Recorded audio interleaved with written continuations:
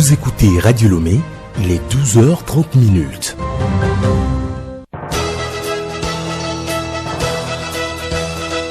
Le journal Hélène Assabi. Bonjour à tous, vous avez bien fait de choisir Radio Lomé à l'heure de la grande édition de la mi-journée. Au sommaire, nomination de Yawa Kwigan à la tête du ministère de la Communication et des Médias. Parents et proches rendent grâce à Dieu pour le choix porté sur leur fille. Une messe a été dite hier à la cathédrale Notre-Dame de la Trinité d'Atakpamé. Les natifs d'Akoumapé dans le Vaud, eux, remercient les mânes des ancêtres pour les récoltes. Djaouzan a été célébré hier. Journée mondiale de l'arthrose et de la sécurité des patients ce 17 septembre. Manifestation de l'arthrose et avantages de la sécurité des patients à suivre dans ce journal.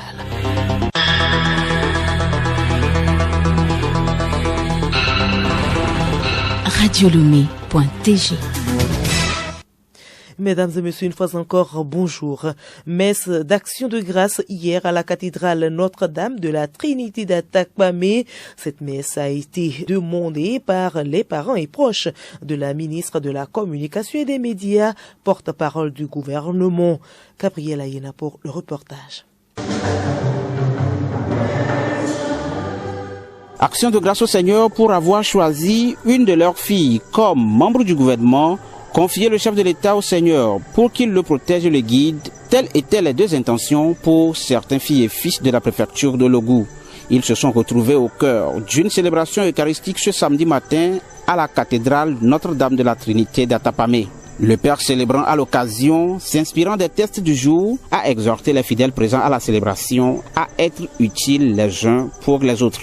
Très révérend père Honoré Melesoussou, vicaire épiscopal, administrateur de la paroisse Notre-Dame de la Trinité d'Atakpamé. L'enseignement du Seigneur dans l'évangile que nous venons d'écouter se résume en ces termes. On juge l'arbre à ses fruits. Quand ton cœur est bon, vit la grâce divine et bat au rythme de la miséricorde, l'homme ne peut tirer que du bien de ce trésor. Vous nous avez dit vos projets. Nous prions le Seigneur que les innovations que vous désirez apporter dans ce domaine se réalisent sous le regard du Seigneur. Soyez assurés, Madame le ministre, de nos prières et de nos Eucharisties.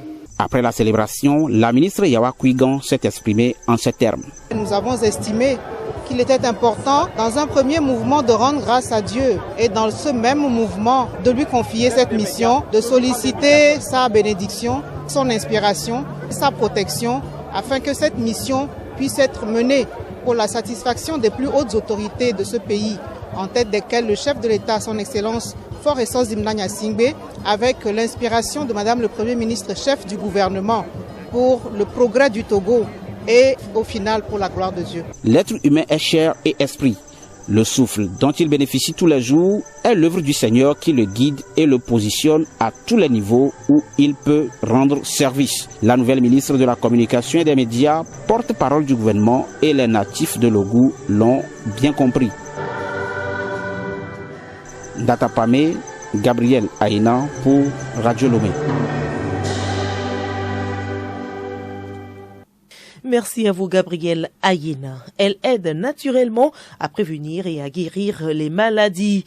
C'est la réflexologie, un traitement d'origine égyptienne, grecque et asiatique. La réflexologie est pratiquée depuis plus de 5000 ans dans bon nombre de pays, dont le Togo. Allons à la découverte de ces bienfaits avec Hervé Segbon. D'après Lynn Odo, la réflexologie est un traitement par massage sur les endroits précis du corps. La réflexologue explique davantage. Ça se fait par simple pression des doigts sur une partie particulière que nous appelons point réflexe, qui correspond à un organe particulier. Au niveau de la plante des pieds, par exemple, de la paume des mains, même sur le visage. La réflexologie offre de multiples bienfaits aux patients. En médecine, cette méthode permet non seulement de prévenir les maladies, mais aussi de la guérir. Lynn Odo.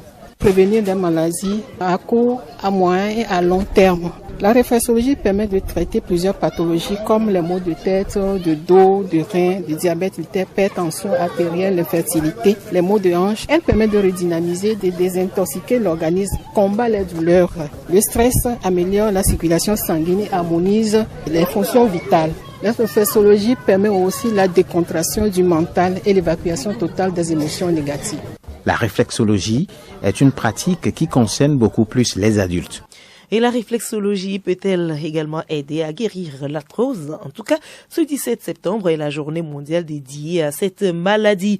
Une occasion de parler de l'arthrose, ses manifestations et son traitement. Nous retrouverons en fin d'édition Juliette Camdet et son invité Néglopé Lamessi, la kinésithérapeute d'État. On célèbre également ce 17 septembre la journée mondiale de la sécurité des patients. La sécurité du patient, c'est l'ensemble des mesures et des pratiques visant à prévenir les erreurs médicales. Elle implique la garantie des soins. Dr Akata Ayoufei, directeur médical de l'hôpital Dr Lafié. Cette garantie de la qualité des soins apporte de bonnes pratiques, de la prévention des infections nosocomiales, de l'éviction des erreurs médicales et bien d'autres aspects visant à assurer un environnement de soins sûr et de haute qualité pour le patient.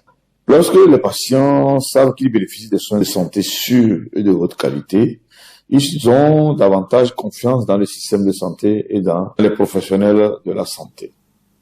La sécurité des patients présente de nombreux avantages, Dr Akata Ayoufei. Lorsque les patients savent qu'ils bénéficient de soins de santé sûrs et de haute qualité, ils ont davantage confiance dans le système de santé et dans les professionnels de la santé. Les erreurs médicales et les complications peuvent entraîner des coûts financiers importants pour les patients, les établissements de santé et les systèmes de santé. La sécurité du patient peut contribuer à réduire ces coûts en évitant ces incidents. En mettant l'accent sur la sécurité des patients, les établissements de santé sont également obligés d'améliorer la qualité globale des soins.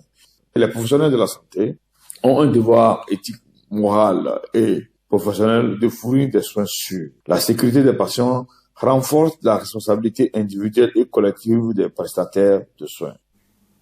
Nous vous le disions en titre, Djaouzan ou fête des prémices a été célébré hier à Koumapé dans la préfecture de Vaud.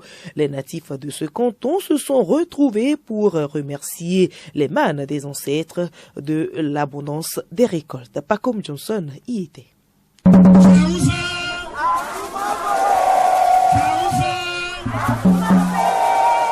C'est dans cette faveur que s'est déroulée la 58e édition de la fête de prémices Djaouzan à Akoumapé. C'est le chef canton Togui Akouma 10 qui a souhaité la bienvenue aux invités.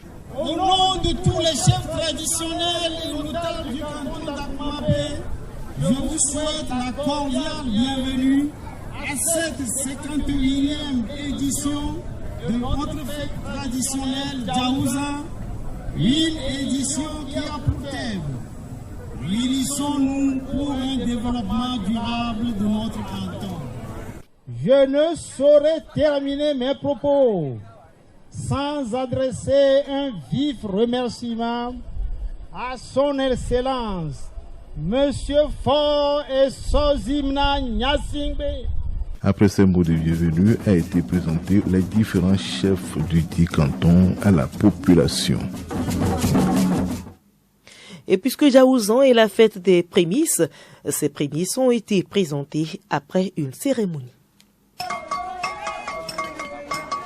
Effectivement, après la présentation des chefs traditionnels, les prêtres traditionnels ont procédé à la cérémonie des offrandes aux dieux et aux mânes des ancêtres.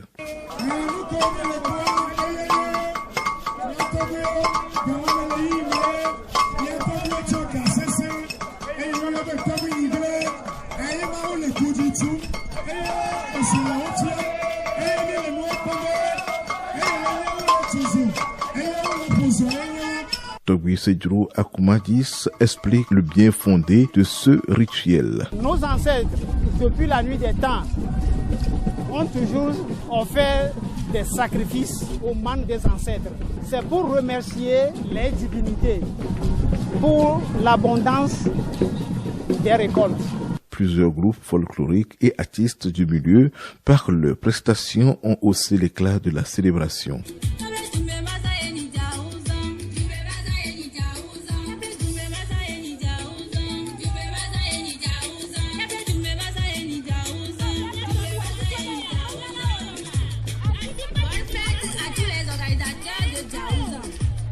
Le préfet de Vaud, Leguédé Kokou Jérôme, a livré le message du gouvernement. Chère population du canton d'Akoumapé, fête signifie tolérance, convivialité, partage, cohésion, respect des droits de chacun et amour des uns envers les autres. Ces moments de réjouissance vous obligent à fédérer vos énergies et vos actions pour un développement harmonieux et durable du canton. Aujourd'hui, aucun développement n'est possible si les facteurs précités ne sont pas réunis. Les manifestations ont pris fin avec la réjouissance populaire.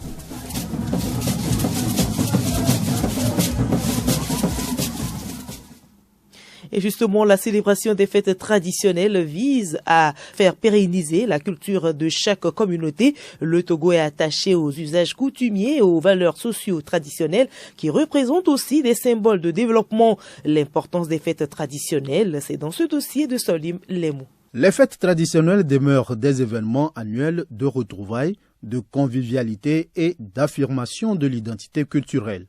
Elles sont des événements particuliers qui attire des touristes. Le gouvernement s'emploie à faire la promotion de ces manifestations culturelles à l'étranger. L'un des derniers actes en date est la Foire internationale du tourisme tenue à Madrid en janvier 2023, au cours de laquelle le Togo a exposé ses multiples attraits touristiques, matériels et immatériels. Le pays abrite au moins 40 groupes ethniques. Ce sont autant de fêtes traditionnelles qui ont lieu tous les ans dans les localités. Quelques-unes se sont imposées comme des événements d'envergure et à caractère touristique. C'est l'exemple des Evala, lutte traditionnelle en pays Kabié, Agbogbozan en pays Evé ou encore Ekbe chez les Guins. C'est donc dire que les fêtes traditionnelles contribuent au renforcement de l'harmonie sociale. Ce sont incontestablement des leviers de développement social et économique sur lesquels les pouvoirs publics entendent s'appuyer davantage pour un pays paisible et inclusif. Merci à vous Solim Lemou. Hors du Togo, Bamako, Ouagadougou et Niamey ont signé hier la charte du Liptako gourmand, signée par les chefs des trois juntes. Le test est censé créer une nouvelle entité, l'Alliance des États du Sahel, avec pour but de créer des systèmes de défense collective et d'assistance mutuelle. C'est une étape dans l'histoire naissante des trois juntes qui ont récemment pris le pouvoir au Mali, au Burkina Faso et au Niger. Les trois États promettent ainsi de s'entraider en cas d'atteinte à la souveraineté et l'intégrité de leur territoire. Résultat des élections sénatoriales hier en Côte d'Ivoire, le RHDP, parti au pouvoir, sort largement vainqueur de ce scrutin. Un peu plus de 9000 grands électeurs étaient appelés à voter pour élire 64 sénateurs, soit quasiment les 2/3 de la Chambre haute. Le tiers restant devrait être signé par le président de la République. Inondation en Libye, désaccord entre ONU et Croissant-Rouge sur le bilan. Au moins 11 300 personnes sont mortes et 10 100 restent portées disparues dans la seule ville de Derna, dans l'est de la Libye ravagée il y a près d'une semaine par des inondations sans précédent selon l'ONU. Toutefois, ce dimanche, un porte-parole du Croissant-Rouge a démenti le chiffre avancé par l'ONU. Et nous vous l'annoncions tantôt, la journée mondiale de l'arthrose est observée ce 17 septembre. On estime qu'en 2050, ce ne seront pas moins de 315 millions d'êtres humains de plus de 60 ans qui souffriront d'arthrose dans le monde. Le but de la journée est de sensibiliser le grand public sur cette pathologie. Pour en parler, Juliette Kamder reçoit le kinésithérapeute Néglopé Lamessi Lassé. Il est le responsable région maritime de l'Association nationale des kinésithérapeutes. Monsieur Néglopé, bonjour. Bonjour madame. Qu'est-ce que l'arthrose? L'arthrose est une maladie qui s'installe au niveau des articulations. L'articulation, c'est la jonction de deux ou de plusieurs os. Donc l'arthrose conduit à la destruction du cartilage articulaire. Le cartilage articulaire, c'est ce que nous appelons joints. Ce sont des joints qui permettent l'amortissement au niveau des articulations. Ça veut dire que nous pourrions avoir aussi l'arthrose du genou, l'arthrose de l'épaule, l'arthrose lombaire, l'arthrose de la cheville et toute autre articulation. Parlez-nous des manifestations de cette pathologie. L'arthrose se manifeste par une douleur d'allure mécanique, c'est-à-dire que c'est lorsque cette articulation est sollicitée dans un mouvement que la personne ressent des douleurs. C'est-à-dire que lorsque la personne est au repos, la douleur ne se déclenche pas. Par exemple, une arthrose du genou, la personne va avoir des douleurs lorsque cette personne monte ou descend les escaliers. Lorsque la personne a une arthrose lombaire du bas du dos, la personne aura des difficultés à s'abaisser et autres articulations qui sont impliquées. Nous allons avoir aussi une raideur matinale. Lorsque la personne se lève du lit, c'est difficile pour la personne d'exécuter un mouvement. Il va falloir quelques temps après avant que l'articulation ne se débloque. Donc il y aura un système de verrouillage articulaire au lever du lit. Nous allons avoir une limitation d'amplitude articulaire. Donc lorsque la personne a l'arthrose du genou, la personne de temps en temps va commencer par fléchir un peu les genoux en marchant pour ne pas avoir mal. Parce que lorsque le joint, que nous appelons le cartilage, est usé, les deux os vont commencer par se toucher. Donc la personne aura des douleurs. Comment se fait la prise en charge de l'arthrose? La prise en charge de l'arthrose est pluridisciplinaire. Le médecin rhumatologue en est le chef, lui qui prend ce patient en consultation, qui l'examine et qui fait le traitement médical, qui juge de son importance et le réfère à un kinésithérapeute qui établit son bilan et qui pose son protocole de traitement et qui rend compte après un certain nombre de séances de rééducation avec le bilan final pour envoyer au médecin qui en juge. Nous avons aussi l'intervention des psychologues dans la prise en charge de ces patients souffrant de l'arthrose et aussi des orthoprothésistes. Néglopé, Lamessi, Lassé, merci. Nous disons merci à Radio Lomé pour l'opportunité.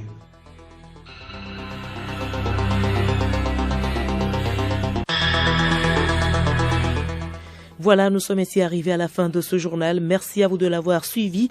Le rappel des titres. Nomination de Yawa Kuigan à la tête du ministère de la Communication et des Médias. Parents et proches rendent grâce à Dieu pour le choix porté sur leur fille.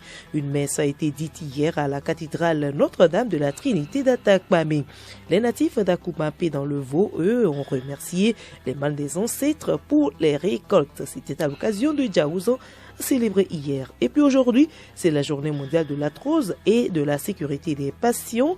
Dans ce journal, nous avons parlé des manifestations de l'arthrose et des avantages de la sécurité des patients.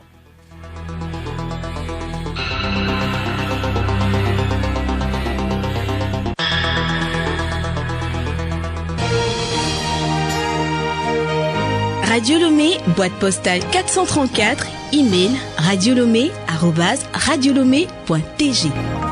radiolomé.tg